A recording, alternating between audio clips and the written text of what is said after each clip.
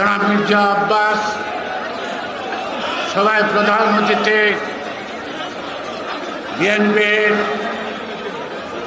সংগ্রামী মহাসচিব, বারবার কারা নির্যাতিত